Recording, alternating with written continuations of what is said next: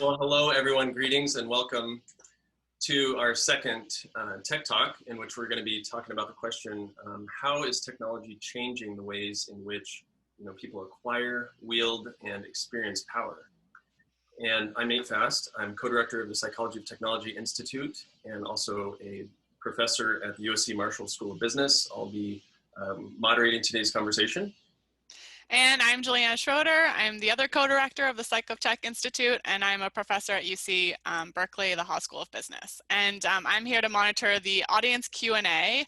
So both the Q&A and the chat will be open today. You can type anything you want into the chat through the whole conversation, and we'll be monitoring it. We're going to hope to get to some of the questions towards the end of the talk. And if your questions don't get answered, we actually have created a platform that we're using to kind of recreate the magic of the in-person gatherings that we would usually do. And you're gonna get an invite to that platform. It's called Circle towards the end of this conversation, and you can head right over there and continue the conversation. So please check that out. Great. For those of you who are not familiar with us, the Psychology of Technology Institute is a nonprofit organization with a mission of improving the future of humanity by understanding and enhancing the human-technology relationship. So it's all about generating better scientific knowledge and understanding of how humans are interacting with technology and how we can improve that going forward. And so we're doing this by building a dynamic interdisciplinary network of the world's leading scientists, technologists, and intellectuals. So welcome. We're so pleased to have you with us today. And today we're going to be talking about technology and power. And there's, on the one hand, this really thriving literature on power and how people acquire it and wield it, how they're changed by it, and on and on. And, Bertrand Russell, for example, the philosopher, says that in the same way that energy is the fundamental concept in physics, power is the fundamental concept in social science. Michel Foucault, the French philosopher, says that power is everywhere, and it's everywhere because it comes from everywhere. And I think that really sets us up nicely for our conversation, because it's never been more clear that power is just coming from everywhere, and in particular coming from our technologies. And so that takes us to the technology side, where there's also this thriving literature on artificial intelligence and human-computer interaction and how technology and tools are changing our relationships and so on. And our goal today is to have a conversation that really brings those two literatures together and inspires, researchers and new research directions and so on. And so we're hoping to come up with a bunch of new, good insights, but also a lot of really good questions so that we can inspire further research. And so toward that end, we are so grateful to have three amazing guests with us today. You've already had a chance to read their bios. They're incredibly impressive, but just to give a very brief introduction to each. Adam Galinsky is a social psychologist, the Vikram S. Pandit Professor of Business at Columbia Business School. His award-winning research and teaching focus on leadership, power, negotiations, decision-making, diversity, and ethics. He is the co-author of this outstanding book, Friend and Foe, When to Cooperate, When to Compete, and How to Succeed at Both. He's also given a TED Talk and that you should check out with over, I think, 6 million views, ridiculous. So check that out. So welcome, Adam. Thank you so much for having me. And next is Deb Grunfeld, an award-winning social psychologist and the Joseph McDonald Professor of Business at the Stanford Graduate School of Business. She co-directs the executive program for women leaders at Stanford. She speaks about power and leadership to diverse audiences around the world. She's on the board of leanin.org Foundation and Stanford Center for the Advancement of Women's Leadership. She's the author of this outstanding book, which just came out, Acting with Power, also a must read. So please check that out. Welcome, Deb. Thanks, great to be here. And Jeremy Heimans is the co-founder and CEO of Purpose, a social business that builds movements and ventures that use the power of participation to bring change to the world. So he's a world-renowned expert in the process of building social movements. He's a pioneer of purpose-driven marketing and business. He's the co-author of the internationally best-selling book, New Power, How Power Works in Our Hyper-Connected World and How to Make It Work for You. He also has a widely viewed TED Talk on the topic of new power with, I think, 1.5 million views and counting. Welcome to you, Jeremy. Great to be here. Wonderful. So, well, let's jump right into the conversation so that we can kind of cover as much ground as possible. And so, Adam, let's start with you. You do a lot of work on hierarchy. What are you thinking about in terms of hierarchy these days? Yeah, it's so funny when you think about technology and power. I thought a lot about it, and at one level, technology has this democratizing effect, right? It sort of levels the playing field in power hierarchies, and at the same time, it has this totalitarianizing effect, right, which is the tool of authoritarians. It can decrease inequality, but can also exacerbate inequality. And I think there's a couple really interesting things. One is that, a lot of times when new technology gets introduced, it often has this leveling effect, right? When email was first introduced, people could just randomly email Bill Gates and he would respond to you. But eventually, most of these technologies, hierarchy starts to creep back in, both formally and also informally, so we get back to almost this status quo of hierarchy. At the same time, technology is often used by totalitarians to reinforce their power as a mechanism of control, and yet it's also used by resistance, right? Those who try to topple those totalitarians. Similarly, it can, decrease inequality. Like, you think about it, it gives people access, right? So you could put up a TED Talk and people all over the world can see it, even if they can't travel to New York City, for example. But at the same time, we saw that access technology, like during the pandemic, has radically increased inequality at the educational levels. So I think that technology both disrupts hierarchy, it can also make it steeper. And I guess what I would say is it changes everything about power and it changes nothing about power. And then I'll hand it over to Deb. Nice. Yeah, I think it's so interesting to hear your thoughts about that, Adam. And it's not surprising that you and I are on the same page. We've done a lot of work together before, have never talked about this, but are thinking about it in similar ways. And I guess, what I was thinking about is a similar type of point, but more contextualized in the context of the balance of power within organizations. So, one of the things that is really interesting about power that's affected very directly by technology and artificial intelligence and the ability of employers, for example, to collect, tons of data on their employees is that we know that knowledge is power. And when employers can, who knows, maybe they've got our Zoom recordings, they have access to all of our email on their servers. There's a example I just read about with Instacart, where at Instacart, if you work for Instacart, the company monitors every single thing that you do electronically to make sure that you're following every single procedure that they put in place. And if you violate any of their procedures, you can be fired. So companies have this increasing ability to gather all this data and also all this private data. And it's not reciprocal. Like, employees don't have any more information about their employers and their bosses. So in some ways, what I've been thinking a lot about is, the impact of the ability for organizations to have greater and greater access to private information about their employees when there's no reverse accountability, like the power holders are still operating in their cone of silence, So, very similar to what Adam described. And then on the flip side, again, so that exacerbates the inequality, right? And it gives employers more and more leverage over their employees. And then the other thing I was thinking about is, if you think about the problems we've seen in organizations around harassment and abuses of power, one of the really interesting things about email and Zoom in particular is that private interactions, your boss can't meet with you, ask you to meet them in a bar anymore. Your boss can't take you on a walk where nobody else is there. It's like every interaction you have with your boss is potentially in public. And that should have an effect of making power holders potentially more accountable for their actions. I don't know that anybody's studying this, but it is potentially equalizing in that sense, that potentially in a one-on-one interaction, lower, subordinates, lower power employees have some protection because their meetings are potentially public. So same idea is just, thinking of it more specifically in a micro context. I do just want to add one thing. I think sometimes the power does reverse a little bit in the sense of Glassdoor, right? You can reveal, employers don't want people to know how much people are getting paid, but now sometimes that information is getting revealed through technology. It's not near as much power as the employer has, but there's still other ways that resistance can happen. Absolutely. Yep.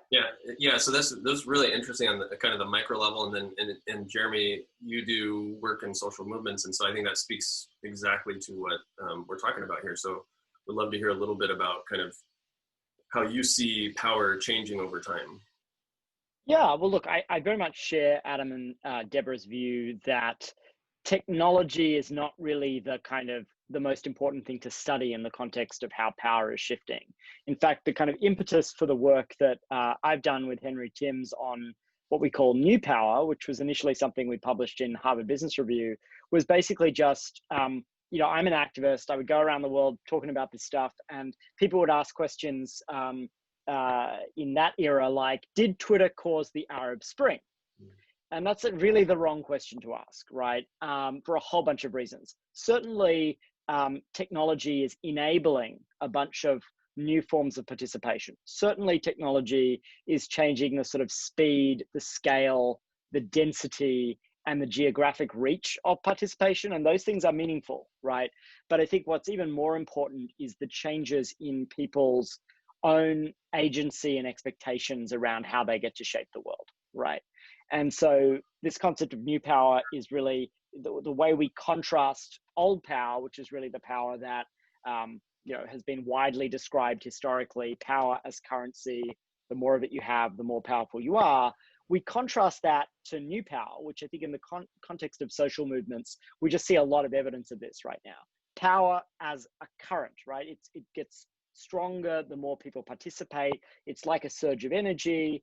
And yet it's very difficult to for any one person to fully harness or master that kind of power. So what we describe is that it requires a kind of different mindset and a different skill set to really deploy this new power. And I think what we see increasingly is these social movements coming from very different places, harnessing these dynamics in very good ways, and I think in very dark ways, as a result of the fact that what we would think of as the means of participation are now sort of so ubiquitously held. And that shapes a lot of different dynamics, which I'm sure we can talk about together today. Mm-hmm, mm-hmm. And just as a quick follow-up, would you say that when you look at social movements, are they different now? Is there something different that's happening with kind of like the hesitancy to use vaccines, or that whole kind of movement, or the Black Lives Matters movement, for example, in contrast to maybe the civil rights era and how movements operated back then? Are there changes as a result of technology, or is it kind of playing out in the same way as far as you can tell? No, I think there are some genuinely different characteristics to these movements. So to take both of your examples, if you look at the anti-vax movement, that metastasizes so much more easily than anything like that could have before, right? 50 years ago, you'd need to be sending people literature in the mail. You'd need to be having meetings in branches. That really throws kind of sand in the wheels of dynamics like this, which rely on kind of people burrowing deep into communities. And you can very quickly radicalize someone. Ideas spread and shift and adapt to different audiences at such speed and with such scale. You can have a problem like the anti-vax problem, which goes from tiny communities of people to a context now where 40% of people in the US and Europe on average are saying, I'm not sure I'm going to take a COVID vaccine, right?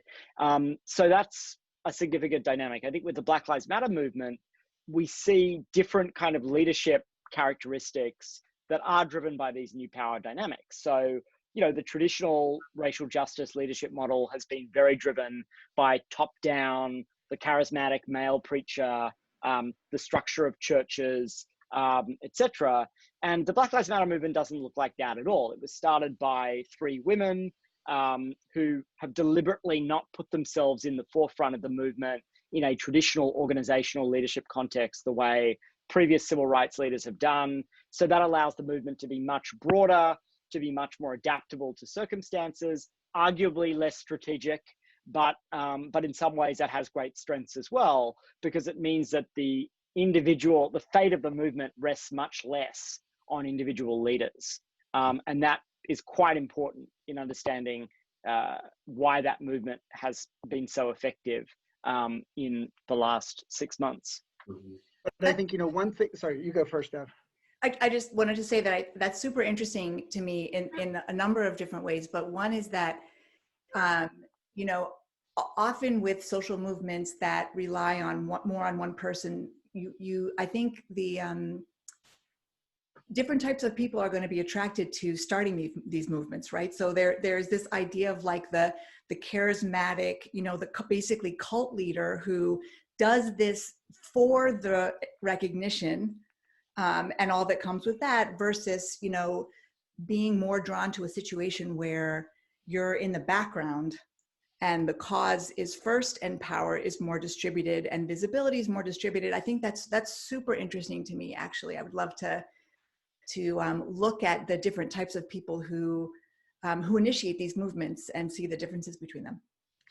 And there's certainly a gender dynamic at play there as well. Sure. Sorry to interrupt, Adam. Sure. I was just going to say, yeah, like absolutely tracks to styles of leadership that are quite gendered. And, you know, it was interesting. One of the interviews we did for the book, we interviewed Alicia Garza, who's one of the founders of Black Lives Matter. And she pointed out that D. Ray McKesson, who's another activist, right? The media sort of tried to turn him into the face of Black Lives Matter. She didn't regard him as a central figure in the movement at all, right? But there's a tendency, particularly for those old power forces, to want to like embody a movement in a traditional, often male figure, which was totally at odds with the philosophy of Alicia and her co-founders.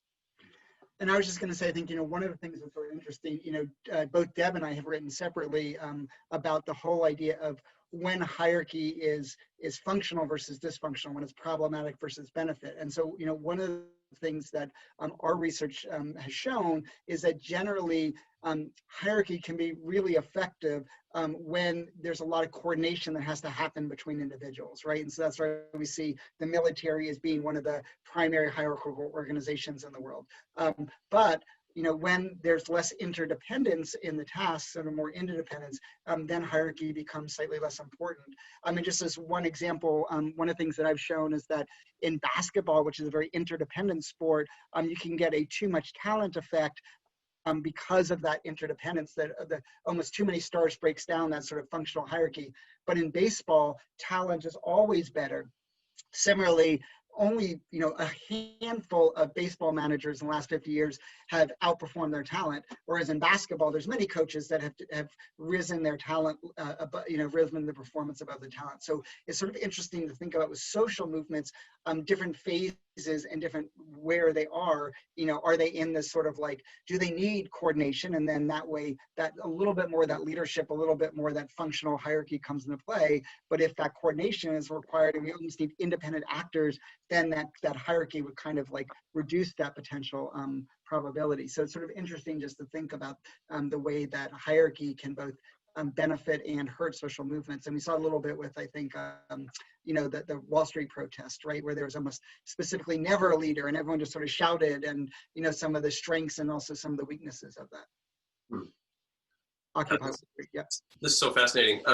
Deb, just kind of like move in a slightly different direction. So you teach one of the most popular courses at Stanford, which is Acting with Power to MBAs, and your book is Acting with Power, so it's about the different roles that we play. But I'm just curious if you have, I'm sure a lot of people have questions about, you know, what are a couple things that, you know, principles of acting with power in person, and how does that translate to, you know, virtual settings, and how, you know, what are the implications for people gaining power or expressing acting with power over Zoom, for example? Yeah, it's an awesome pivot. It's something that everybody wants to know about now, right? It's like all the rules of power and influence, how do they translate to this new context? Very good, Adam. See, he knows all the tricks.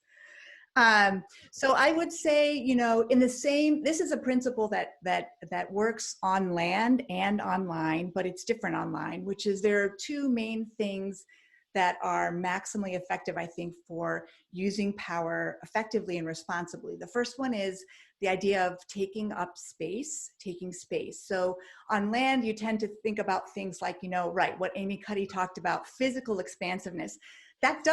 We don't have the same level of opportunity online because we see such a, you know, much, much smaller part of a person's body. But there are other things I've noticed, especially around the pandemic, that leaders who I think have used power really effectively have taken advantage of that fit with that same principle. So an example would be the idea of seizing the spotlight, which is another way of taking space. So one of the decisions that leaders have to make all the time is whether, you know, how much to try to keep showing up in front of their employees versus kind of hanging back. And we all feel conflicted about it. It's like, look, I don't want to keep getting on stage for no reason. But in contexts like what we saw with the pandemic, where there's a crisis and uncertainty, one of the best ways a power holder can use their authority effectively is to show up more often than they think they should, is to seize the spotlight. And it's a great example of this is how Andrew Cuomo, you know, conducted himself during the pandemic, where he had these daily briefings. I was so fascinated by this. So first of all, Cuomo completely understands the theater of it. He would show up every day dressed in his governor's, you know, uniform with his little pin and all the flags behind him, often with his advisors flanking him. And he would just start talking. A lot of the time, he didn't have much to say, actually, right? He didn't have answers. He didn't know how to solve the problem. He couldn't even provide very much reassurance. But people from all around the world were tuning in to watch Cuomo's daily briefings. And the reason for this is that we needed to see that somebody was in charge. And I think this is a lesson that anybody can take as a leader, a person in power. These are moments where seizing the spotlight and showing up, even if you're not sure what you're going to say, just to reassure people that you're there, you've got your hands on the wheel, you've got their interests in mind. So that's just one example of taking space. And I think New Yorkers, I was going to say New Yorkers really understand that, because I think Rudy Giuliani became, you know, America's mayor in September 11th, 2001. And basically all he did was just say, the trash is still going to get picked up tomorrow, right? You know, but he didn't really do much else. But he was there, he stood there, he spoke, whereas George W. Bush was waiting kind of for the perfect words to use. And I think that, you know, recognizing just being there in that moment is really vital, important. Yeah, I'm so glad. Yeah, it's another great example. I think especially in these, you know, moments of crisis and uncertainty, you just need to see that somebody's there. So yeah, claiming space in that way. You know, the way we speak is a really important way of communicating power and taking space. Adam and I have talked about this too, because I think I'm not sure we are totally aligned on this, but one of the things that I've observed is that an authoritative way of speaking is to take time and own silence. And when we speak really quickly, one of the things that we're conveying to people is we're not sure maybe what we're saying is worth the time that we're taking. So I often coach people to slow down as a way of acting with power, and just own, you know, be willing to own the silence, be willing to own the space, and to take your time conveying your messages. So that's a second one on taking space. There are a lot of other ways to do it. The second principle, just to get it in there, is the idea of acting like you care. And this is also really important on Zoom. Like, you know, I don't have it in front of me now, but if you look at, people take screenshots of Zoom meetings, and I love to analyze who looks like they're super engaged and who looks like they're kind of barely there. You know what I mean? And there are all these really interesting things. So I would argue for leaders, I would never question whether people actually care, but we're not always very good at showing that we care. And like in a Zoom context, there are a lot of things, like sometimes, for example, people have two screens and they're in a meeting, but they're doing this. Mm-hmm. And it looks less like they care, right? Than if you're actually, like Adam was, 100% focused, looking directly into the camera, right? Like these little things we do without thinking about it can have a huge impact on whether people read off what we're doing, that we're 100% present and with them. So taking up space and acting like you care are two things that I would recommend. They work on land and online, just differently. I'll disagree with the speaking slowly as a way to convey power. I think, partially because I do speak quickly, but and I get really annoyed when people speak slowly too. So. But I do think that just one countervailing factor is one of the things that I shown in my research is that when people express passion, they're often given power and status. And one of the hallmark variables that is a demonstrative of passion is actually speaking speed, right? So people who are passionate speak quickly because they care so much. So I think speaking speed is a much more complicated, I agree with everything else Deb said except for speaking speed, which is partially narcissistic and partially because I truly believe in the research I've done. Well, there must be, oh, go ahead, Deb. I'll just say one last thing. I mean, I totally get where you're coming from. And I think that we have a slightly different perspective on this, which is like, there's one set of actions that has to do with rising up in a hierarchy and gaining attention. And there's another one that has to do with using your authority to create a base of security for other people. And I think you and I are coming at this from a slightly different point of view. So I think I agree with you. I mean, it's the factors that lead us to attract attention and influence are different than the ones associated with using authority in what I think of as a responsible way. Yeah, there's definitely moderators to that, the speed effect. And I remember Adam actually several years ago when he came to give a talk at USC, he still has the record for, I think he went through, so in a typical faculty seminar, you go through maybe 5 or 6 studies. He covered 24 studies. I love that about Adam. And so that's the record. I don't think it'll be broken. But so a lot of these themes like speak to kind of demonstrating care at a personal level. And Jeremy, I'm wondering about like your work on purpose and kind of like the macro side of that as an organization or as CEOs and leaders of companies. How does purpose play into this? And do you feel like purpose has always been an important thing? Do you think purpose is becoming more important for leaders to have in today's society? I'd just love to get your thoughts on that. Yeah, I mean, look, I think there's a lot of shifting expectations going on at the moment. So I think it's always been important for leaders to anchor their leadership in values, but I think now it kind of goes beyond a traditional conception of values, which is more, we're going to behave well, we're going to be sort of genteel, we're going to treat our organization and our employees well, to this kind of larger concept of contribution to society, to use of political voice. And so there's much more of an expectation, certainly in some parts of the US and Europe now, that leaders of companies are going to be, are going to sort of articulate a position on the political issues of the day, and they're going to use their companies, both in terms of their core business model and other levers that they have available, to sort of shift society itself. And I think that is a shift.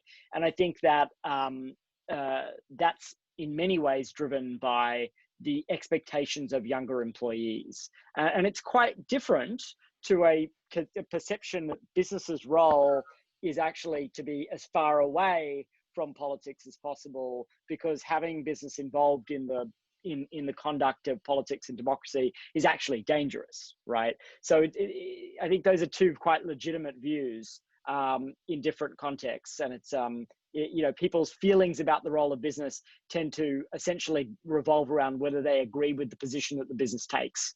Mm-hmm. Interesting. And this is a question for all of you. Do you feel like, so earlier we were talking about hierarchy and how maybe technology is a tool, and it, isn't necessarily, it's changing everything about power and it's changing nothing about power at the same time. I guess one question I have is, do you sense a greater either interest in power? Because I'm sensing a lot of interest in power, certainly where I teach a class on power in the MBA program at USC Marshall, and there's a ton of interest in power. But when you look in society, I think, Deb, some of the things you were describing about like how those at the top, so if you're a CEO of a platform-based company that's collecting data, you have tremendous, power. On the flip side, if you have a social media account with a bunch of followers, that is a form of power that's tremendous as well that didn't exist before. And so I'm almost wondering if there's even more interest in the topic of power and also more interest in wielding power from kind of all angles. I don't know if that's something that you're seeing in society. Yeah. I mean, I think it's a dance, right? And I think that it's sort of when I said that, right, that technology sort of both increases and decreases power simultaneously. There's a dynamic, right? You can have all this power on Twitter, but you can also get fired for what you say on Twitter, which happens all the time, right? And so we can define power as having an impact, right? And so you can have an impact, but still suffer that impact yourself. And I think it becomes, incredibly complicated with that. One of the things that I was just thinking about, which we haven't discussed yet, which relates to your question, Nate, is some of the work that your colleague Eric Anisich has done, and former doctoral student of mine. He's done this, I think, really incredible work that no one else has talked about, amazingly enough. And part of it's just the simplifying form of the human mind, which they high and low power. But he's done work on the unique psychological state of middle power. And one of the things that he's noted is that most people are actually in middle power, right? They have people above them and people below them. And I think, technology probably creates even more, I think, he's shown that it's almost like this, middle power kind of vice that people experience. And that he has sort of suggested that it's a kind of inhibition that occurs because you're sort of tied to two groups at the same time. And I think that technology, my guess would be something that would exacerbate that middle power effect, that intensification of, I'm not really sure what to do, right? Because sometimes the people above me are going to observe me being with the people below me much more than what happens maybe in some traditional format. So, I think that that's something that is particularly understudied in all areas of social science, middle power, but probably especially understudied in the concepts of technology. And so maybe we can tell Eric to do more work on middle power technology. All right, Eric, go. I think that's great. I think the middle power stuff is fascinating. I think that just to add on to that, one of the things that I've noticed about the way technology is kind of changing how we understand power and whether people are interested in it is, I've often argued, and I have some research on this now too, that the idea, most people actually are more attracted to status than they are to power. They're drawn to the idea of being important to other people, being respected, being known, being visible. So it's like the celebrity and fame aspect of it. And I think that, social media has really highlighted how attractive that is to people. And I think when people are drawn to social media, that's the idea, right? It's for some people, it's that they want to change the world. For a lot of people, it's just that they want to be known and they want to have impact. And I think the way social media affects the desire for power really has to do more with status. One of the things that I've been showing in my work that I find super interesting is that actually for many people, they're much more interested in status and power. So what people are not so sure they're crazy about is the idea of having the responsibility of controlling other people and being accountable for decisions that affect other people. And so what's nice about social media is you can get the status, you're not really accountable for how people use the information, right? And so in some ways, it's a very attractive venue. It's not the same as running a company where, you're a big shot, you make all the money and people think you're cool, but the things that happen on your watch, they come back to you, So that's one of the things I think is super interesting is just, the way power looks on social media, I think really has to do a lot with more with status than actual power.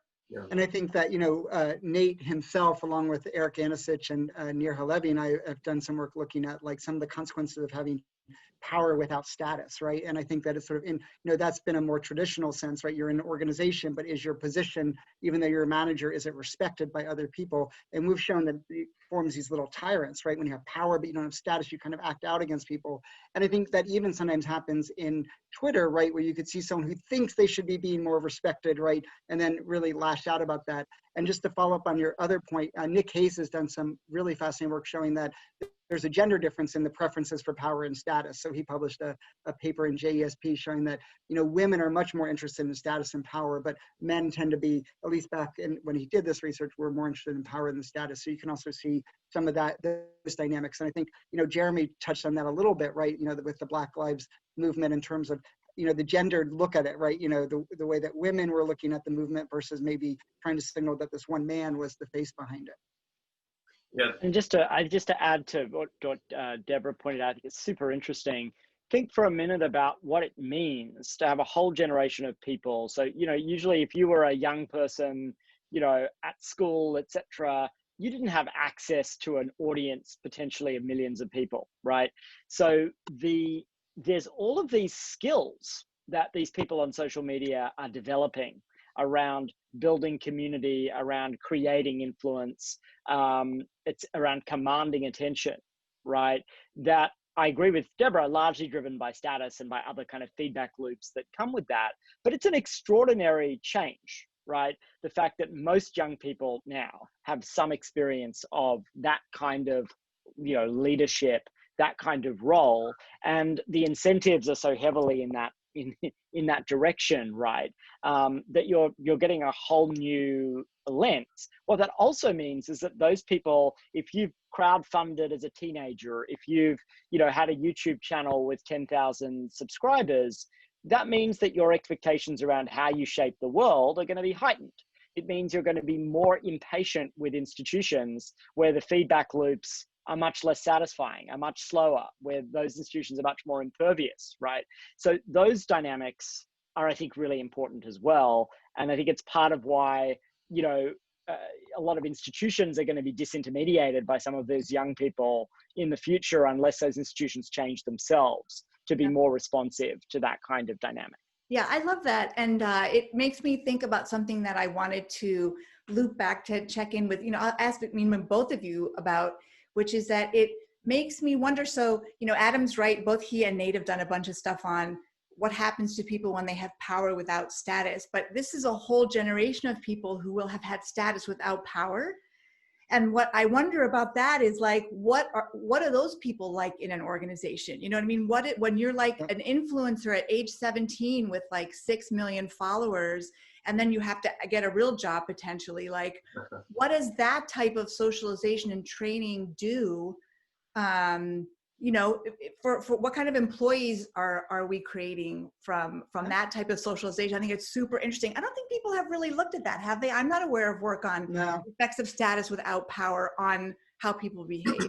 But I do think that there's two different things going on. So one thing I think that, let's say influencers do have an unbelievable, tremendous power by choosing who to highlight, who to spotlight, and who to endorse. So I think that, one of the things we think about, what is the currency that those high status influencers have, is it's that their own like touch of approval. And I think we can, for all of us have written books, and, trying to get someone to, espouse the book and, write the blurb on the back, et cetera, right? Those are all people with tremendous levels of power who also have divided attention. And so all the things that Susan Fisk talked about in terms of power, I think, come into play.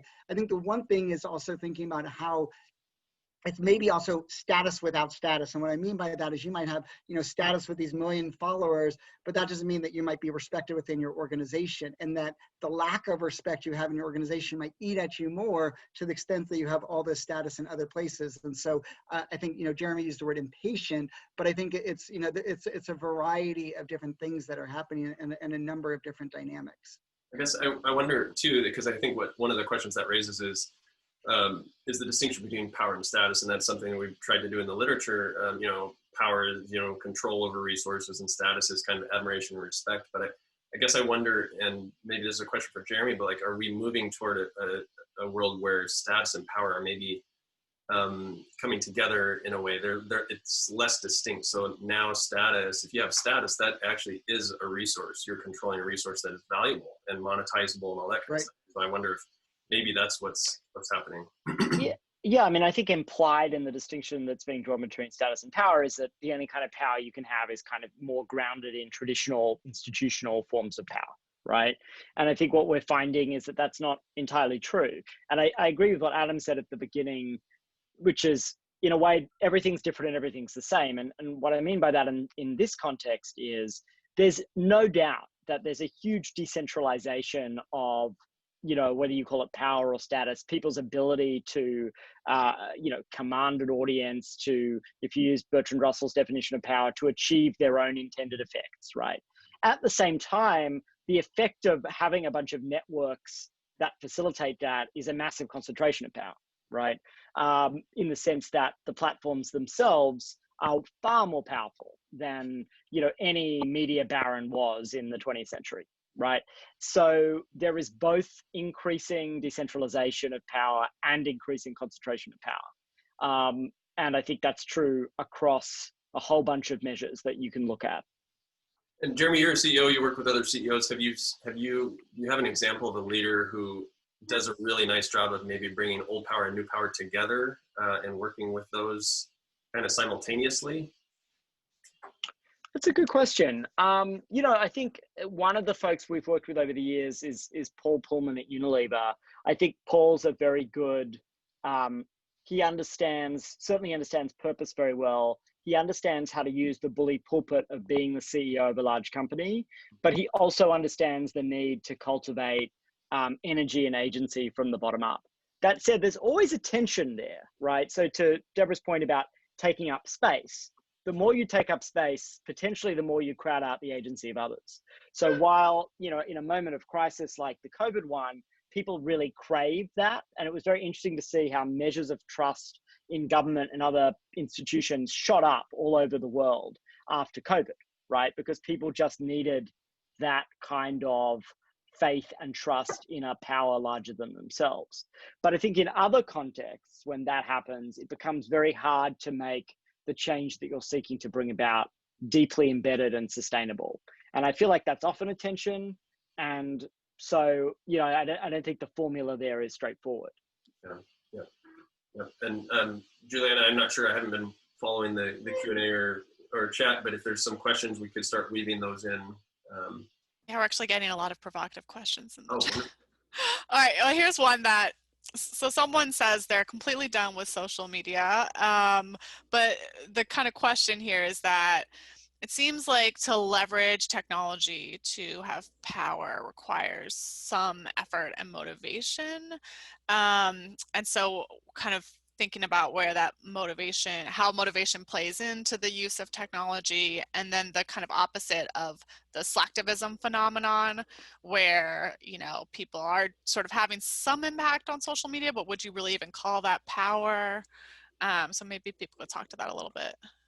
I mean, I think one of the things with motivation, right, is that, you know, power, people for years have talked about power as a motivation or status and motivation. I think, you know, Deb just talked about that, but I think that, you know, to use power and understand, you know, takes some effort and some work to do, right? And I think that, you know, one of the things that both Deb and I do in our teaching is we want to teach people about the dynamics of power, because look, we're going to do two things by teaching you the dynamics of power. First, we're going to give you some tools that you can use if you choose to do so, right? And so, but also, it makes you much smarter in understanding how other people are using those tools against you, right? And so I think that one of the things is you could decide, I don't want to play this game, and that's fine, but you also still need to understand how the game is played. And I think one of the things that Jeremy is saying is that the game is played differently now than it used to be. So the same principle applies, but understanding those dynamics are going to need to be updated, right? So this is like, you know, you need to update your software so you can understand the new dynamics. So I do think it's incredibly important to not dismiss power and say, I'm done with this, or I'm tired of this, or et cetera, is you need to understand it in order that you can use it if you choose to use it, but you can also protect yourself or, you know, try to steer it in a more useful way. Mm-hmm. Mm-hmm. And then another question here, yeah, I think that this idea of being completely done with social media is going to be challenging for the future. Power has less correlation to expertise these days, as that's the proposition. How do you see curated content or expertise changing in modern power dynamics online? Yeah, I mean, that I can pick up that one up first if you like. We spent a lot of time writing about this. You know, I think in general, there's clearly an erosion of trust in experts. So if you think about the Brexit moment, one of the most effective arguments that the Leave camp deployed was, we've been listening to experts for too long. We've had enough of experts. Don't listen to what you're being told about what this is going to mean for the economy and all of that. Now, what's fascinating to me is the way expertise is played out in the COVID crisis, where there has been a kind of turning back toward expertise in a certain way, right? And I think if you look at the picture in the aggregate, and you put aside the peculiarities of what's happening in the US right now, if you look at the Western world in general, there's been a huge reliance on and faith in public health authorities, the role of scientists, etc. So there's clearly still a lot of that. On the other hand, we've also seen the rapid growth of the anti-vaxxer movement in this period, right? In part fueled simply by the increased salience of the vaccine issue itself. So I think there's a real, I mean, we describe it as kind of a battle over mobilization, right? And one of the most important things for us is if you believe in expertise and you think that kind of that's a value that needs to be defended, at least in some contexts, you know, to Adam's point, the rules of the game are changing and experts need to develop a capacity to mobilize, because those who seek to undercut and undermine experts are often very sophisticated at using these new power tools to do that. And can I ask a quick follow-up question to Deb, actually, about on those lines? You work a lot with women executives and leaders. Are you seeing any themes, you know, with women and gender that maybe are playing out differently in today's world? You know what? Off the top of my head, I'm not sure whether that seems to be changing or not, but I did have something I wanted to, if it's okay with you, Nate, just to follow up on what Jeremy was saying. So I think this is a super interesting thing about expertise and power. So, and it's not unrelated to gender, actually. So the thing that I want to say, I guess, is that, you know, I totally see where the question is coming from. At the same time, power and expertise have always been disconnected. And we know this from research, right? The things that predict who ends up in a high-ranking position have very little to do with intelligence, expertise, or any of the things we think we should be relying on. That's always been true. So depressing. And so, right? So to some extent, I mean, I think, right, even in a small group context, it's always been an issue. But yes, I can see how it's exacerbated in social media for sure. The counterpoint that I wanted to make, and this is, you know, out of the context of social media, one of the things I've been super interested in, if you look at who has power in organizations, is the changing power of the technology experts. So 10 or 20 years ago, an IT person was like, you know, not so cool. Do you know what I mean? Like the person whose job was to stay in the background, make sure nothing gets broken, only gets in trouble when things aren't working, nobody appreciates them. They have no put into the strategy of the business or the organization. Now what we have, because of how technology has evolved and how it's the basis of our economy, is that the people with technology expertise are so far ahead of the rest of us on this knowledge of power thing, you know, knowledge is power thing. They're so important in companies, right? Being able to anticipate what's going to happen technologically in terms of having input into the strategy of a company. The technology people are in the room where it happens now. And if you look at, you know, off the top of my head, if you were to count out, you know, the most influential business leaders right now, the highest power business leaders, they are all technology experts, right? Who were able to see the connection between the future of technology and the strategy and the ability to think strategically about a business. So it's just a very interesting counter example, right? That all of a sudden, you know, all of a sudden it's a skill set that, because of how technology is proliferating and how important it is to the economy and everything in the world, that people with these skill sets, and it's a very different kind of person than who normally was successful in businesses. A lot of times people, you know, it's like some of these people are a little spectrumy, right? That there's not always like a tremendous social skill set that comes with being someone who's really advanced in the ability to work technologically. But that's changing, I suspect, what's valued in organizations, who gets promoted, what a leader looks like, and all that. So that's just an interesting counterexample to the question, I think. I think you also see power and status both play out in that. So one is that you clearly have new executives called like chief technology officer, right? Chief information officer, a variety of different things.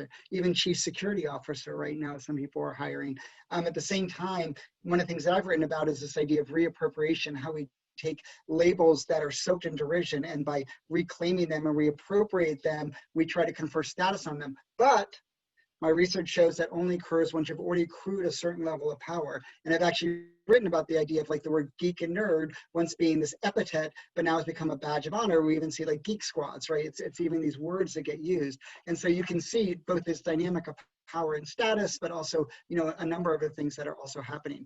I also want to comment like how Deb responsibly dismissed Nate's question and took it over in her own powerful form.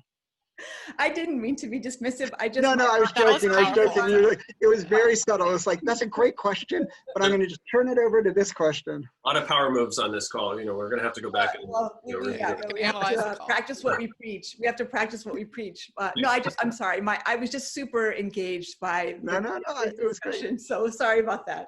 Oh no, Juliana, any other questions that you wanted to highlight? It just also reminds me, I think there was a study that came out not very long ago suggesting that fake news spreads much faster than real news. I think they cited at like almost 6 times the speed in that particular paper. And so Jeremy, kind of speaking to your point about the, making sure that the actual fact checks are also getting the same sort of amount of attention as the conspiracy theories out there.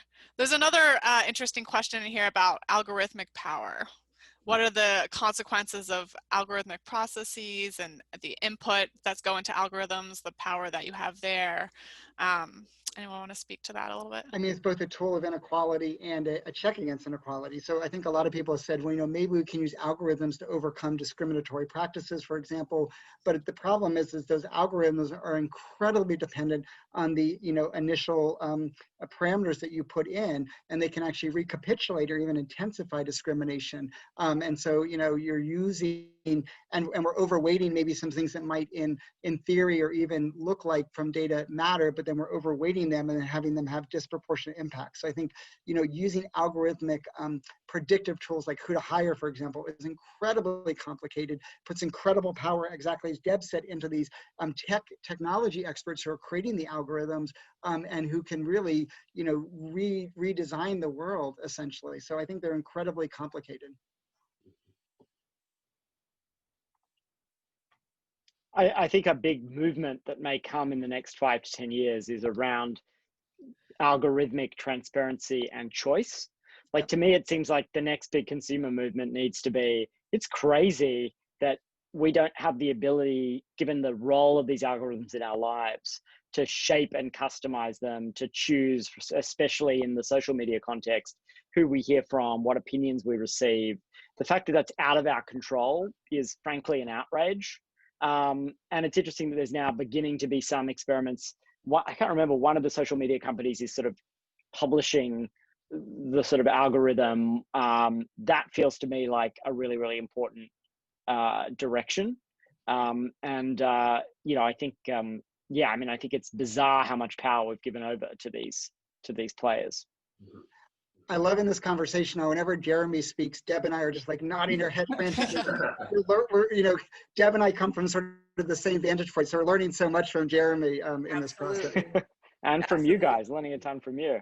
No, agreed. Jeremy, you got some targeted questions when you said something about how businesses used to avoid more political involvement. So the questions were really centering around, like, one thing that technology definitely does is it makes actions more visible, right? And that certainly relates to things like the Black Lives Matter movement, where people are sort of being held accountable because of the video taping of things that are going on. And so the 2 questions you got on this actually were about, maybe it's not the case that businesses avoided political involvement. It's more like now it's more transparent, and it was sort of that they were always involved in politics, but now there's this awareness through technology. So do you want to comment on that at all? Well, it's absolutely true that businesses have always used their dollars to shape policy, and lobbying has always been a part of how businesses operated. This is a slightly different thing. And often, by the way, it can create a lot of hypocrisy, because a business can, be very vocal to its consumers. I mean, I'll give you an example. Coca-Cola, putting ads in the Super Bowl featuring gay couples, but then deliberately doing nothing in Russia during the Olympics, the Winter Olympics a few years back, when there was an anti-gay propaganda bill that endangered gay people and gay athletes in that Olympics. So there's always that divergence. The fossil fuel industry is full of that, right? And so there is a little bit of a risk that rather than looking at the underlying economic engine of these businesses and where their lobbying dollars go, we look at, their Colin Kaepernick ads, and we say, well, that's how we judge the kind of role of and contribution of that business. So there is a need for some nuance there, I think. I can see it's sort of a bidirectional relationship. Yeah, go ahead, Nate. So kind of like the last, question that I'd like to put forth is, it's kind of along the side of, you know, there's a lot of views that are kind of extremist about technology. So on the one hand, you have the utopian kind of view that technology is going to solve all the world's problems, going to, you know, it's going to be wonderful and all that kind of stuff. I think that's kind of clearly not come true. On the flip side, you have this dystopian view, which is technology is so evil, it's going to destroy us, it's doing all these horrible things. And I really think that, like, the Psychology of Technology Institute is trying to carve a middle path here, where if we can thoughtfully study these things and thoughtfully respond to the tools and technologies we have, we can continually improve how we're relating to those and using those. And I guess the final question is, in a minute or so, like, where do you think the research should be? Where should we prioritize our research on power and technology going forward? I mean, I guess what I would say, and this is consistent with what all of us said, so sorry if I'm saying what you guys were about to say. I mean, I think what we all are really interested in, based on what we've talked about, is how the role of technology in mediating the balance of power in society and in the world. And so to me, that's one of the most interesting directions to look at. I think, you know, there is a history of some research going back to, like, when I was in graduate school, which is a long time ago now, looking at how communication that's mediated by technology. So some of the communication channels are missing, right? So let's say, like, the earliest computer mediated technologies were something like text or email. And we know that, you know, in these reduced channel conversations, hierarchical cues tend to have less power than they do on land in real time when, for example, the high power person is present. This is like a very micro example, right? But I don't think we know very much or enough yet about sort of the bigger context in terms of the things that we're talking about, in terms of privacy, in terms of the ability to mobilize, you know, about how the balance of power is affected by kind of who's out front in how effectively they use technology. I think there are a lot of opportunities, you know, in the research on power, there's been a lot of emphasis over the last maybe 20 years on the top-down process, and less influence and less interest, I think, on the bottom-up process, which I think is what really Jeremy has been talking about. So I think it'd be very fruitful and very important to understand better the extent to which technology is a tool for low power parties, and what opportunities are we missing there, and can we understand better how to be agentic in managing the balance of power, given how things are naturally, as they always do, putting more power often in the hands of the higher power parties. And I think, you know, one of the things that's come up, right, is when does someone stand up and seize the stage versus sort of give the stage to others and speaking at low power. And I want to end with a comment that has nothing to do with technology, just to say that, you know, I wouldn't be here today if Deb hadn't shared the stage with me. So back in 1999, you know, she gave a talk on power. She was already starting to research on it. And I was this little whippersnapper postdoc and came to her with a couple ideas, and she generously involved me in this research. So, you know, I think there's still this idea that we still have gatekeepers, you know, who invite people in and don't invite people in. And I just wanted to thank Deb for inviting me into the conversation 20 years ago. So I have goosebumps now. That was like a beautiful thing to reflect on and to say. And I just want to point out that research shows that the most important person in a social movement is the first follower. And I think that is 100% true with Adam. So, the respect, a tip of the hat to you as well. And I'll just say too, Jeremy, it's been fantastic to be on this call with you. I love what you're doing. I love your perspective on it. It's so important, and really, really enriched by the things that you shared today. We should get Jeremy bobbleheads of us, because we were bobbling so much. It's been a really stimulating conversation. I hope we get to continue. We have to find an excuse to do this again. Yes. Love it. Yeah, absolutely. Well, thank you so much. Pardon me. Nate, while you're clearing your throat, That's bad timing. while you're clearing your throat, can I also just say thank you to you and Juliana for orchestrating this incredible event that scared the pants off me in the beginning because I had no idea what I was going to say, but it's just turned out to be incredibly enriching. Thanks for including me and us. You're so welcome. So thank you to all of you. This has been such a fascinating conversation. And I just want to say we're going to continue the conversation on Circle. So I think you should have already received an invitation. Jake sent it. Circle. We're going to continue the dialogue over there. But thank you so much for your time, each of you. Really appreciated it. Been a pleasure. All right.